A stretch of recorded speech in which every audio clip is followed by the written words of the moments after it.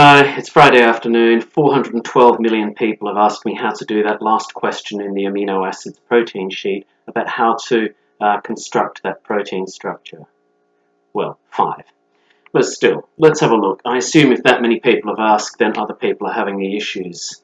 So let's have a look. I've put the amino acid sequence on my child's blackboard, and she's crying outside because she wants it back, but I have no mercy. So let's have a look what we've got here.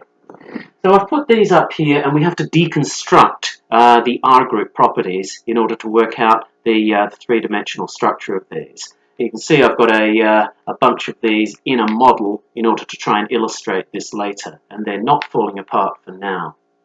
The first thing we see is a bunch of valines, glycines, and an alanine over here.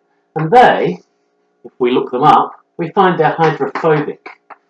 If they're hydrophobic, that means that in our final structure, they're going to have to go inside the protein molecule. They have to be protected from water, or they'll protect themselves. They'll repel the water so violently that they'll go down into the middle of the structure and be sheltered from the water.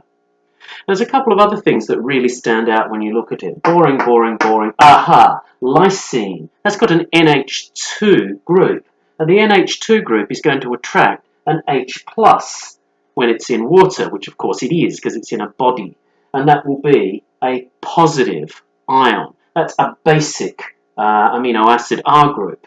On the other side, of course, we see aspartic acid. Aspartic acid is an acid. So like all acids, it gives away an H+ and becomes minus. And so there's an acidic one. And they will form a nice ionic bond, which will be very stable and hard to break. And that's one of the non-negotiables of this protein structure. You're going to get that ionic bond forming. As we go up, boring, boring. Ah, yes, cysteine. Now, cysteine has the S, the sulfur atom there with a little H sticking out. Here's another one up here, S and an H.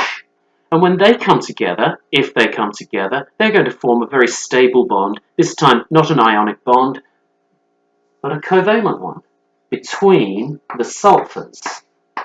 And it's not going to be that long, we're going to have to put those quite close together. And then we look at all of the other ones, and they're all hydrophilic, hydrophilic, hydrophilic. And I had a bit of a serine and threonine buzz here, because I didn't want you to have to look up too many things. So let's have a look how we make that, because there are non-negotiables. Cysteine and cysteine, disulfide bridge, covalent. Lysine, basic, plus. Aspartic acid, acidic, negative. They're going to form the stable bonds that hold it together. And the rest of them are hydrophilic. They'll be on the outside, except for this little row of 5 hydrophobic ones at the top that have to be protected because they're so scared of water. So I've used a board marker to put what they are on here, and the lysine has rubbed off. But there's the lysine, and there's the, blimey, that's almost gone, the aspartic acid, and I put those together, not with a piece of chalk, but with a bond.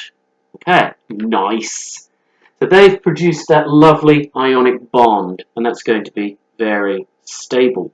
Now I find my cysteines, which are further up the chain, and it still does vaguely say cysteine up there, and I've got to join those together with a sulfur bridge, or a disulfide bridge, which of course is covalent, and I push that in so it doesn't do something horrible to me.